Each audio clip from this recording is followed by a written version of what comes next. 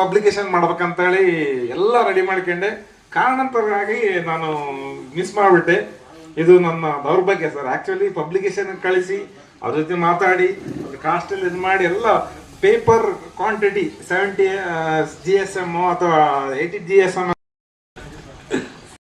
ನಾವು ಕೂಡ ಶಿವಮೂರ್ತಿಗಿಂತ ತುಂಬಾ ಪ್ರಿಯ ವಿದ್ಯಾರ್ಥಿ.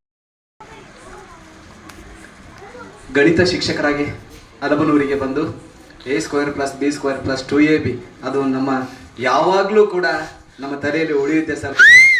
ಆದರೆ ಈಗ ಸಮಾಜಶಾಸ್ತ್ರದ ಉಪನ್ಯಾಸಕರಾಗಿರೋದ್ರಿಂದ ನನಗೆ ಡಬಲ್ ಬೆನಿಫಿಟ್ ಆಗಿದೆ. ನಾನು ಕೂಡ ಈ ಸದ್ಯ ಹಾಗಾಗಿ ಈ ಸಂದರ್ಭದಲ್ಲಿ ನನ್ನ ಕರೆಸಿ ಸನ್ಮಾನ ಮಾಡಿದ್ದಕ್ಕಾಗಿ ಈ ಊರಿನ ಸಮಸ್ತ ಪ್ರಜೆಗಳಿಗೆ ನಾನು ನಮಸ್ಕರಿಸುತ್ತಾ, ಜೊತೆಗೆ ನನ್ನ ಜೊತೆಗೆ ಬಂದಿರತಕ್ಕಂಥ ಉಪನ್ಯಾಸಕ ಮಿತ್ರರನ್ನೆಲ್ಲ ಇಬ್ಬರನ್ನು ಸಹ ಮತ್ತು ಪತ್ರಕರ್ತ ಮತ್ತು ಸಂಪಾದಕರಾಗಿರ್ತಕ್ಕಂಥ ರಮೇಶ್ ಅವರನ್ನು ಸನ್ಮಾನಿಸಿ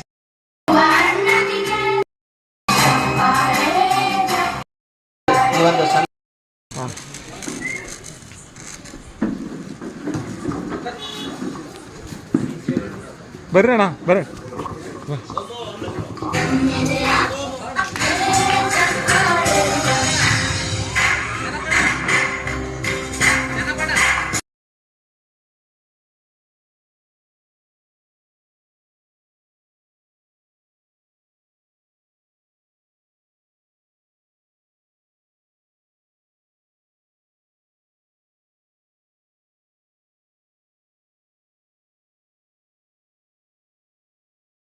ಬಂದು ನಮ್ಮೂರಿನಲ್ಲೇ ನಮ್ಮೂರಿನವರಾಗಿ ನಮ್ಮ ಕುಟುಂಬದ ಸದಸ್ಯರಂತೆ ತಮ್ಮ ಜವಾಬ್ದಾರಿಯನ್ನು ಮತ್ತು ನಮ್ಮೂರಿನ ಮಕ್ಕಳಿಗೆ ವಿದ್ಯಾಭ್ಯಾಸವನ್ನು ಕಲಿಸಿ ನಮ್ಮೂರಿನ ನಂಟು ಎಷ್ಟಿದೆ, ನಮ್ಮೂರಿನಲ್ಲಿ ಎಂಥ ಒಳ್ಳೆಯ ವ್ಯವಹಾರವಷ್ಟೇ ಅಲ್ಲ, ಹೃದಯವಂತಿಕೆಯನ್ನು ಕಲಿಸಿಕೊಟ್ಟಂಥ ಊರು ಅಲಬನೂರು ಅನ್ನುವಂಥದ್ದು.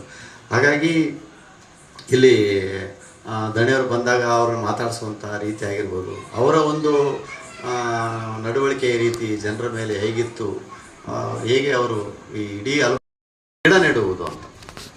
ಹೈಸ್ಕೂಲ್ ಗ್ರೌಂಡಲ್ಲಿ ಅಷ್ಟೊಂದು ಗಿಡಗಳು ನೆಡಲಿಕ್ಕೆ ಅವ್ರ ಕಾರಣ. ಅವ್ರು ಹೋದ್ಮೇಲೆ ಸಹಿತ ನಾವು ಒಂದು ಸಾರಿ ಗಿಡಗಳನ್ನು ಅದೇನ್ನು ಮುಂದುವರಿಸ್ಕೊಂಡು ನೆಟ್ಟಿವಿ. ಒಂದು ದಿನ ಏನಾಯಿತು ಅಂದರೆ, ಗಿಡಗಳು ನೆಟ್ಟ ಮೇಲೆ ಸಮ್ಮರ್ನಾಗ ಇನ್ನೇನು ರಜಕೋತು ಅಂತ ನಾನು ಭಾಳ ವಿದ್ಯಾರ್ಥಿಗಳು ಹೇಳ್ತಿರ್ತೀನಿ, ನ್ಯೂಟನ್ ಚೆಲ್ಲೆ ನಿಯಮಗಳು ಕಂಡುಹಿಡಿದು 400 ವರ್ಷ ಆಯಿತು. ಎಲ್ಲರ ಕಂಠಪಟ್ಟ ಹಾಕೊಂಡು ಬರ್ಕೊಂತ ಹೋದರೆ ಇನ್ನು ಎಷ್ಟು ವರ್ಷ ಕಂಠಪಟ್ಟಾಕಿ ಬರ್ತಿರೋದನ್ನು ಅದು ಬದಲಾವಣೆ ಮಾಡ್ಬೇಕು. ನ್ಯೂಟನ್ ಹೇಗೆ ಕಂಡುಹಿಡಿದ್ರು, ನ್ಯೂಟನ್ ಕಂಡುಹಿಡಿದಿದ್ದು ಕೂಡ ಸುಳ್ಳಪ್ಪ ಹಿಂಗಾದತೆ ಅಂತ ಯೋಚನೆ ಮಾಡಿ ವಿಜ್ಞಾನವನ್ನು ಓದ್ರಿ ಅಂತ